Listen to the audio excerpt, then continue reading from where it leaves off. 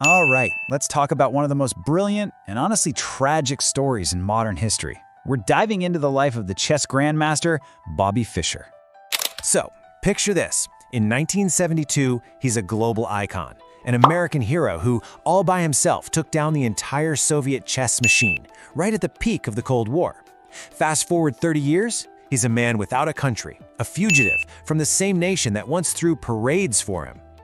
So how does that even happen? How does America's greatest chess hero become one of its most infamous exiles? Well, the story behind that transformation, it's a wild, captivating, and honestly pretty disturbing journey into what happens when genius, obsession, and madness all collide. Okay, let's start at the beginning. A prodigy's ascent, from Brooklyn to Grandmaster. And listen, Fischer's rise wasn't just fast, it was like a rocket launch. It all began in Brooklyn. His older sister buys him a chess set. And get this, at just 6 years old, he basically teaches himself how to play. And from there, his early years are just a blur of record-shattering achievements. At 13, he plays what's still called the game of the century. At 14, he's the youngest ever US chess champion. By 15, the youngest grandmaster in history. And at 16, he drops out of high school. Why? To dedicate his entire life to chess. You can see this incredible, singular focus here, right? It was his superpower. But as we're going to find out, it might have also been his kryptonite. So by 1970, Fischer kicks it into a whole new gear. We're talking absolute dominance. He goes on this unprecedented 20-game winning streak against the best players in the world. He wasn't just winning anymore, he was annihilating them. I mean, in a way the chess world had never seen before, and maybe hasn't seen since. It was just pure, terrifying power on the board.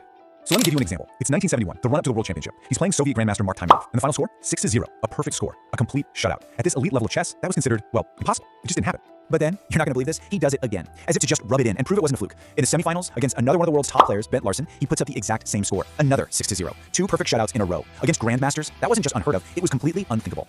So all of this domination, right, it sets the stage for the showdown the entire world was waiting for. Fischer, the lone American wolf, versus the entire Soviet chess machine for the World Championship. And you have to understand, this was never just about a chess match. No way! This was about ideology. It was about national pride. It was one American genius trying to topple an empire on their own turf, the 64 squares of a chessboard. Okay, so that brings us to the absolute peak of his career. Section 2, Cold War on a chessboard. We're talking about the 1972 Match of the Century in Reykjavik, Iceland. Fischer versus the reigning world champion, Boris Spassky. And they weren't kidding when they called it the Match of the Century. This thing was front-page news everywhere. It was framed as this symbolic showdown, a proxy battle in the Cold War. I mean, for 24 straight years, the world champion title had belonged to the USSR. It was their thing. And here comes Bobby Fischer to try and tear it all down. But, you know, the chess was only half the story. The off-the-board drama was insane. Fischer was threatening to boycott over prize money. He was arguing about the chairs, the lighting, the TV cameras. He kept the whole world on edge. At one point, he actually forfeited Game 2 just because he was angry about the cameras. But through all that chaos, he still won.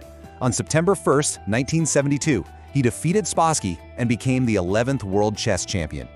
And that victory was a massive national triumph. He comes back to America a hero. He'd done it. He single-handedly broke 24 years of Soviet dominance.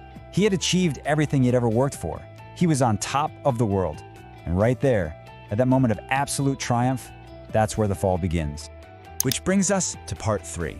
From champion to fugitive. The descent into paranoia and exile. Because after becoming champion, after reaching the absolute summit, Bobby Fischer just disappeared. He vanished from the very game he had conquered. So here's how it happened. In 1975, he just refuses to defend his title. He gets into a dispute over the match conditions and just forfeits the championship. Then, for almost 20 years, he lives in total seclusion, just falling deeper and deeper into paranoia and extremist ideas. And when he finally pops back up in 1992, it's to play a rematch against Spassky in war-torn Yugoslavia. Why is that a problem? Well, it violated a US embargo, and that one decision turned the American hero into a fugitive. And during his years in the wilderness, his public statements, they got dark. Really dark. He would go on these obscure radio stations in places like the Philippines and just spew the most vile, hateful stuff. This quote here is just a sample of the shocking anti-Semitic and anti-American rants that became his new signature. And if you want to know how far he'd fallen, look no further than this. On September 11, 2001, just hours after the attacks, he gets on the radio and says this, applauding the act, calling for death to the US. I mean, the man saying these words is just unrecognizable. He's a universe away from the hero America celebrated in 1972. So for years, he's a fugitive, just drifting around the world, living in Hungary, Japan, the Philippines, all while accusing the US government of conspiring against him. His run finally ends in 2004 when he's arrested at the Tokyo airport trying to use a revoked passport. And then, in this final kind of poetic twist to fate, Iceland, the very place where he had his greatest triumph, steps in and grants him citizenship, offering him a final place to land. So that leaves us with this really complicated legacy, right? Genius or madman? How do we even begin to remember a guy like Bobby Fischer? Because his impact on chess, it's just undeniable. It's massive. But it's also forever tangled up with this incredibly toxic and hateful personal life. When you look at his life, it's like a balance sheet with two completely different columns that you can't reconcile. On one side, you have his contributions to chess. He made the game popular, he professionalized it, he revolutionized how people studied openings, he even invented the Fischer clock that's used everywhere now. And on the other side, you have the guy who threw away his title, broke the law, and spent his later years just broadcasting hate to the world. He ended up dying in Iceland in 2008. He was 64 years old.